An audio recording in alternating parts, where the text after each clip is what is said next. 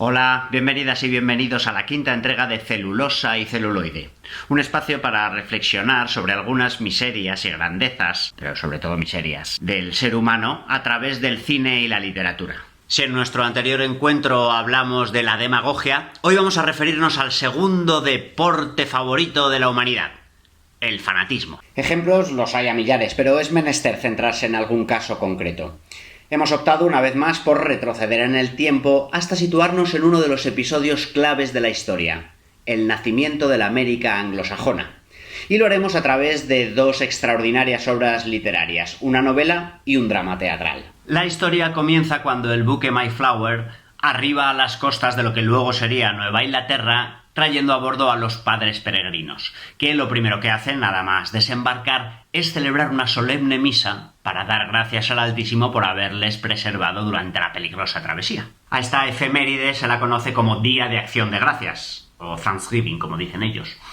Y para conmemorarla, las familias norteamericanas se reúnen y se zampan un pavo asado. Este fue el momento fundacional de la colonia británica de América del Norte, origen remoto de lo que actualmente son los Estados Unidos, de la que pronto Boston se convertiría en su histórica capital.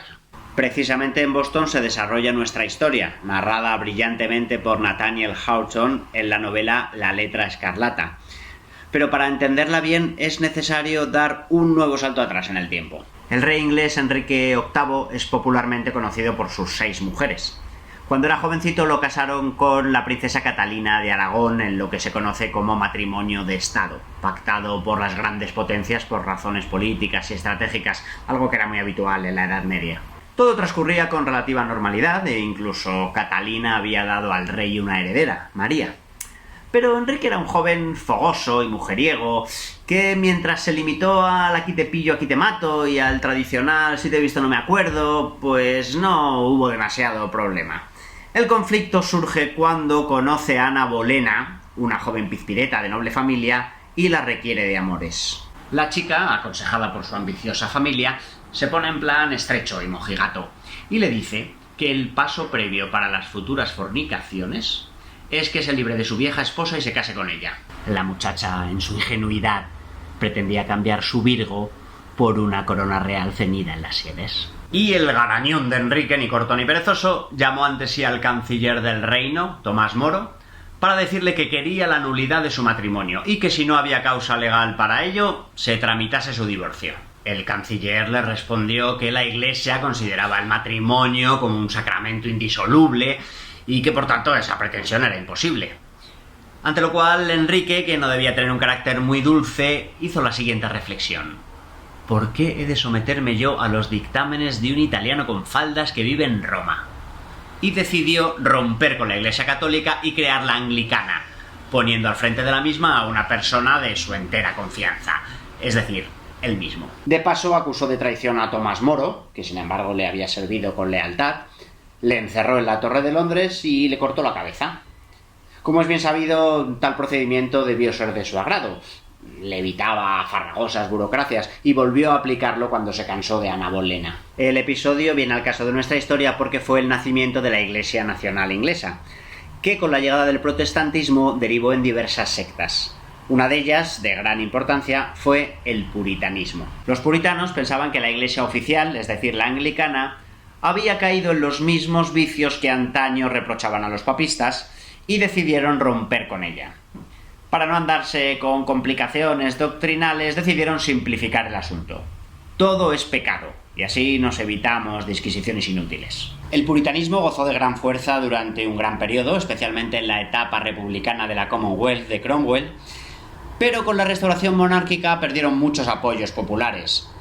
La gente estaba ya harta de tanto guafiestas y se convirtieron en el hazmerreír. Fue entonces que decidieron emigrar al Nuevo Mundo, donde crear el verdadero reino de Dios en la tierra, sin la interferencia de frívolos vividores.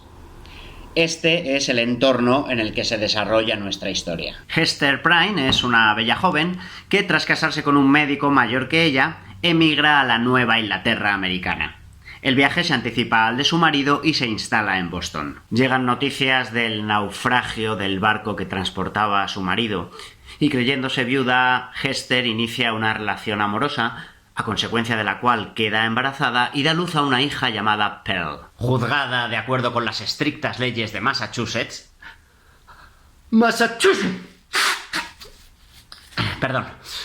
es expuesta en la picota a la vergüenza pública y condenada a llevar en la pechera de su vestido una A mayúscula que la señala como adúltera y que deberá llevar el resto de su vida. Una A mayúscula de color escarlata. De ahí el título. Interrogada por la identidad del hombre con el que pecó, se niega a revelar su nombre. El encargado de la Inquisición es el joven reverendo Dimmesdale, que no es otro que el amante secreto de Hester, y que, incapaz de asumir su culpa para preservar su dignidad pública, se debate en un infierno de remordimientos, acrecentados por la entereza con que Hester sobrelleva el castigo, que contrasta lacerantemente con su propia cobardía. El marido de Hester, que había sido dado por muerto en el naufragio, arriba finalmente a las costas de Boston tras un proceloso viaje, y allí asiste al juicio y a la vergüenza pública de su esposa. Decide no revelar su identidad y se oculta bajo el nombre de Roger Chillingworth, exigiendo la complicidad de su esposa y decidido a vengarse del hombre que le deshonró. Ella, una vez más, se niega a desvelar a su amante, pero acepta respetar el anonimato de su marido. Hester se refugia en una cabaña en el bosque junto a su hijita e inicia una vida ejemplar, practicando la caridad, ante el asombro de sus vecinos, que poco a poco van advirtiendo y admirando su dignidad y entereza. Chillingworth acaba por averiguar que el cómplice del adulterio es el reverendo Dimmesdale. Sometido a un implacable acoso por parte del marido burlado, el reverendo termina derrumbándose y admitiendo públicamente su culpa, tras lo cual, derrotado por la intensidad de sus emociones y por el desgaste físico producto de su calvario moral, sufre un ataque fulminante y muere. He aquí la historia, que constituye un implacable análisis de una sociedad sumida en la intolerancia y a la vez la hipocresía.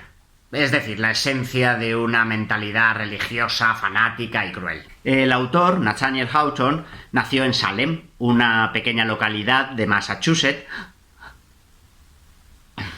célebre por haber sido escenario en 1692 de un impresionante proceso por brujería que llevó a la horca a 18 personas, la mayoría mujeres, y a prisión a otras muchas. Uno de los jueces fue John Hawthorne, antepasado de Nathaniel, quien por tanto pertenecía a una familia profundamente arraigada en el más estricto puritanismo de Nueva Inglaterra. La indagación en ese pasado familiar le condujo a hacer un análisis profundo de los reflejos y condicionamientos de su comunidad y las tensiones entre los impulsos naturales de las personas y su represión en nombre de una estricta observancia de las leyes, dictadas desde una religiosidad extrema. El supuesto paraíso en la tierra, construido mediante la estricta observancia de la ley divina, acaba convirtiéndose en un infierno. El puritanismo de los primeros colonos ingleses del Nuevo Mundo explica mucho de los condicionamientos mentales que, solapadamente, siguen presentes en las capas más ultraconservadoras, blancas, anglosajonas y protestantes de la sociedad americana. 150 años antes de la publicación de La Letra Escarlata, se produjo el dramático episodio de Las Brujas de Salem,